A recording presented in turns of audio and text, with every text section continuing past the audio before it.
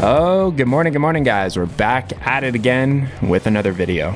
So in today's video, I'm installing our gray water basins on either side of the house, and I'm able to do that now since all the retaining walls are done. And if you'd like to watch the video on me fabricating our massive retaining wall, it is a previous video that I posted, but I'll also leave a link in the description box and also in the cards as well. So right now I'm just kind of measuring out and laying out the first gray water basin here. One thing that I learned very quickly is that the plate steel that I'm using to create these basins has to sit on some smaller plates so that it doesn't sink into the dirt, and I have to spend a lot of time leveling this out and just making sure that it is nice and plumb and level, and it's just gonna turn out so good. So I used 1/8" steel with some angle iron welded to the back of it as a stiffener. On the 5-foot sections it worked out perfectly. On the longer sections where I use a 10-foot piece of plate steel, I ended up having to add an 1.5 by 3" piece of tubular steel just to stiffen it up even further because it was sagging in a little bit.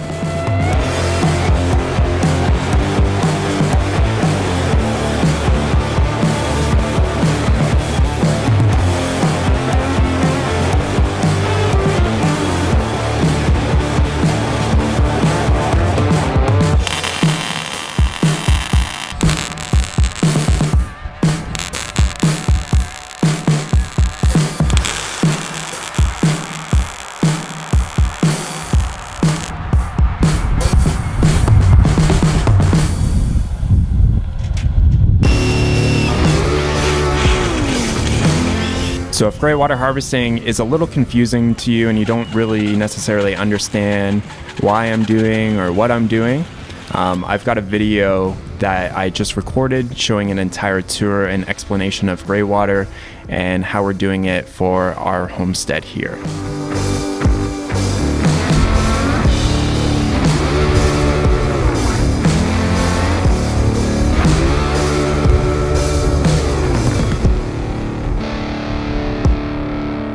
So a Handeeman pro tip, if you want a black PVC pipe, then just tape off the end and then you can paint it and then it looks perfect, but you still have the white PVC on the end there to make your PVC solvent connection. One thing that I learned that was really important, so when I did the drain lines for the tiny house, a mistake that I made was I did not take enough time and effort to make sure that the drain lines were perfectly plumb. Out here I use just basically an 1/8" pitch, so it goes down an 1/8" for every foot of pipe, and that seems to just work really well out here. And one thing that is really important that you'll notice is that I'm always priming both ends of the pipe and gluing both ends of the pipe, and then when I'm attaching them I try to give it a little bit of a rotation too. One other really good tip that you'll notice when I'm putting the drain lines down and I'm putting the primer on is to lift up the end of the pipe. The little level that you see me using in this video is a plumber's level, so it actually measures pitch on it, and I highly recommend picking one of those up just so that you can make sure all your drain lines are pitch perfect, and then you can use it to boost up your pipe so you're not going to get dirt and all that kind of crap on the end of the pipe.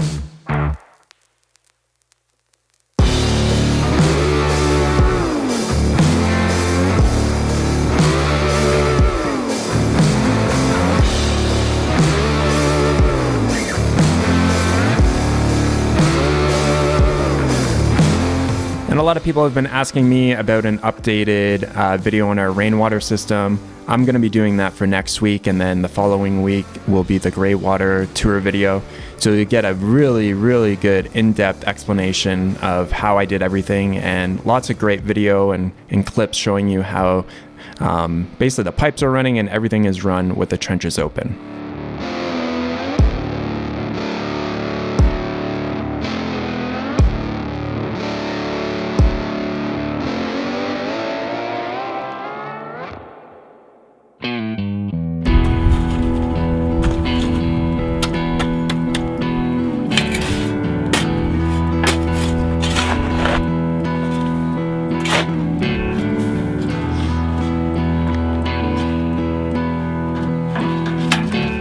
So these little metal squares that I'm using are from a company called Genuine Metalworks, and it is a great set of speed squares. I've got 4 of the small ones, 2 of a larger size as well. But these little speed squares make it much easier to fabricate by myself and to get the pieces of material nice and plumb and 90 degrees to each other. And I'll leave a link down below if you want to check these out. I'm not sponsored by them. They are just awesome squares and have made my life so much easier.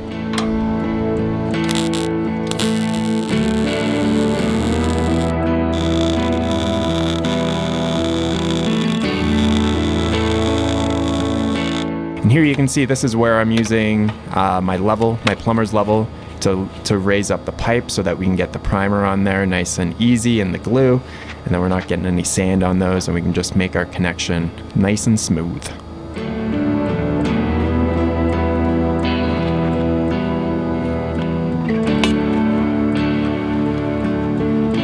This portion of the video isn't specifically about the gray water. This is the overflow system that goes into the basin in front of the house, and I'll explain kind of the reasoning behind that in the rainwater video.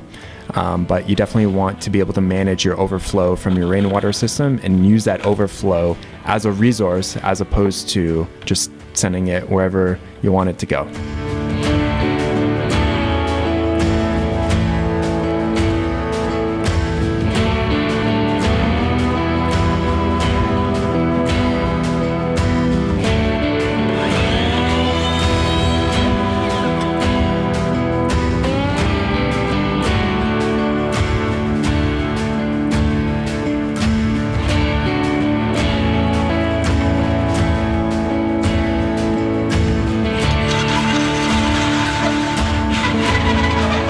And a Handeeman pro tip is to get some cutting lubricant. So if you're using a hole saw like this, there's a brand called Spider, and you can get it at Lowe's, and it's just that blue kind of like cutting lubricant, which helps keep your bits running a lot longer, and you'll cut through the steel much smoother.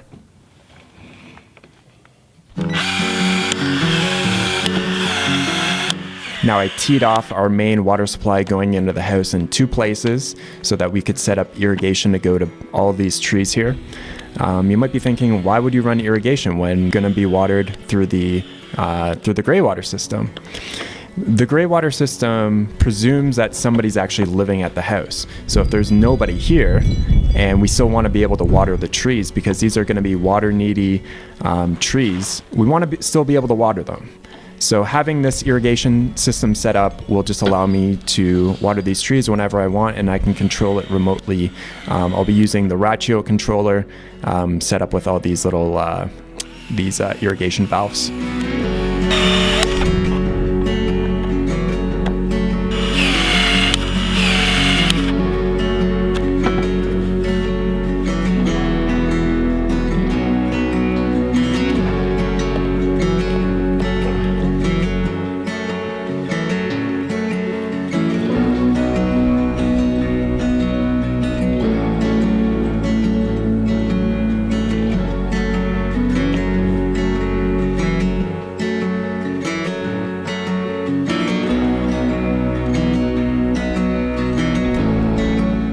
So you might be wondering about some of my choices of pipe sizes and some of the fittings that I'm using. A lot of this stuff, like some of the shark bite fittings, are things that I had left over. So a lot of this project was trying to use up what I had left over. I had a lot of 1-inch pipe, but not a lot of 3/4 inch pipe. So I ran 1 inch for the most part. And then on this side, I had enough 3/4 inch to run it the entire way. So that's what I did on this side here.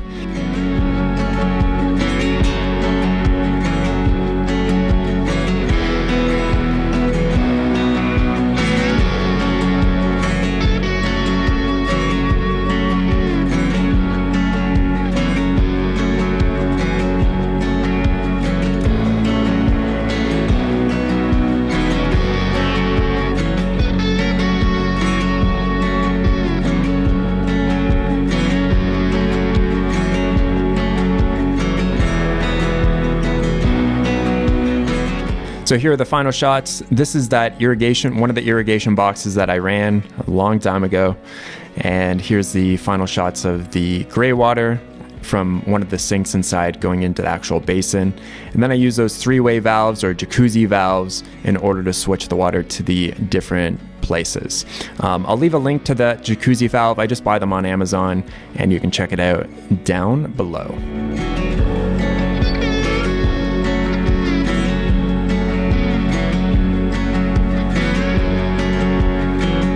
Awesome, guys. Thanks so much for watching. We got lots of great videos coming up for you guys to check out.